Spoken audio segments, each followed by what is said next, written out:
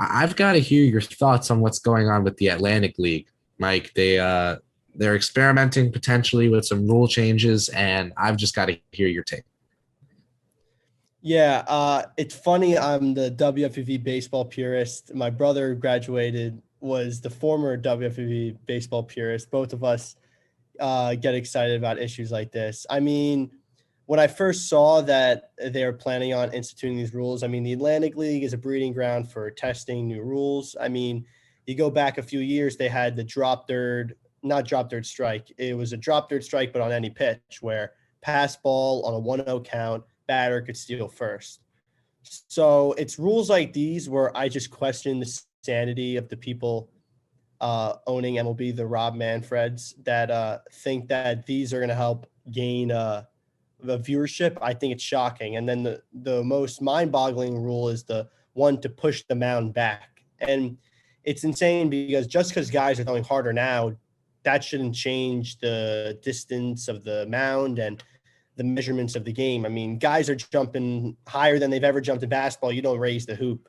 You don't tinker with the game just because people are getting stronger, faster, they're throwing harder, they're jumping higher. And I think it's insane that they think they can get viewership this way. And I think if you asked any baseball fan, they would tell you this is crazy. It reminds me of the runner on second rule that's instituted right now. I mean, it has lost teams games, and fans have been not understanding really why this is a rule. I don't think any fan has liked this rule, and I don't think anybody who wasn't a fan of baseball is a fan now because they put a runner on second with nobody out in extra innings. I don't think anyone sitting on their couch watching the NBA or watching cartoons and never watched baseball in their life was like, oh, they pushed the mound back 2 feet. I'm going to go turn on a baseball game now.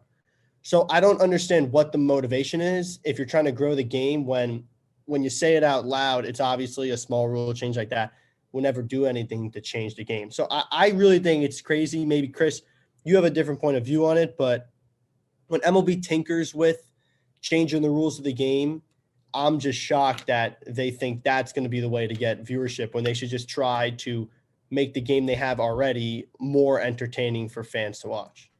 Yeah, I think I'm gonna just come down on your side here because of the injury factor. So moving the mound back, I just don't think it's necessary. I think there's a lot of room for the MLB to grow in regards to how it markets its players, how it markets its talent, how it puts together advertisements for the game, for the product, for merch. I think the NBA and the NFL have got it down, and the NFL is working on it now. We see them putting in a potential rule change to allow players to wear more jersey numbers. I believe that's a ploy to have their most marketable players, guys like Derrick Henry, be able to wear numbers like number 2.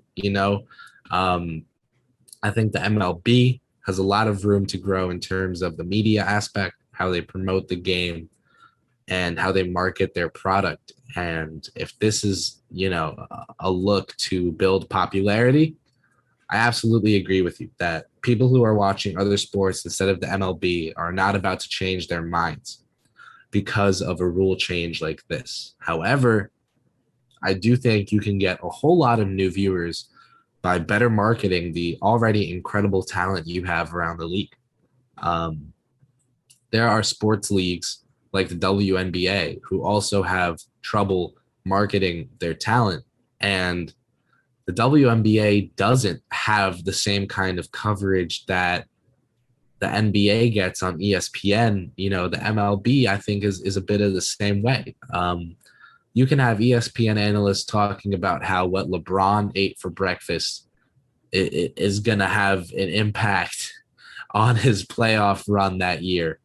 And a WNBA player could make an incredible charitable donation and no one would know. MLB guys, it's always said Mike Trout could be in the middle of Times Square and no one would recognize him. Like, I think the MLB has a lot of room to grow in regards to how they market their individual talent. I think they have a multitude of talented players that the average sports fan just doesn't know about, that they would love to learn about and just don't know about. Again, a lot of room to grow for the MLB, and I don't think that I agree with them in terms of rule changes like this being how to approach it.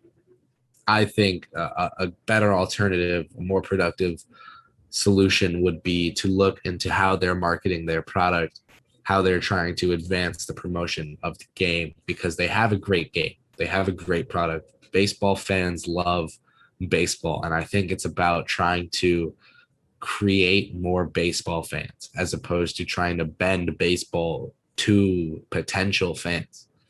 I can't think that you'll find an effective outcome, an effective solution that way. I think just taking what you've got and showing it off would be more effective. Yeah, I definitely agree. And you talk about marketing the players. I mean, talk about a guy like Tim Anderson, who's been a top 5 batting average guy for the past couple of years. And he was unknown to MLB fans. I mean, guys who really follow the MLB knew Tim Anderson for a while, but he was a guy that flew under the radar until the past year or so. So you got to get guys like that who are young, talented players playing in big cities out there, and people should know about them, baseball fan or not. And I think everyone knows Tim Anderson now. He's one of the best hitters in the MLB candidate.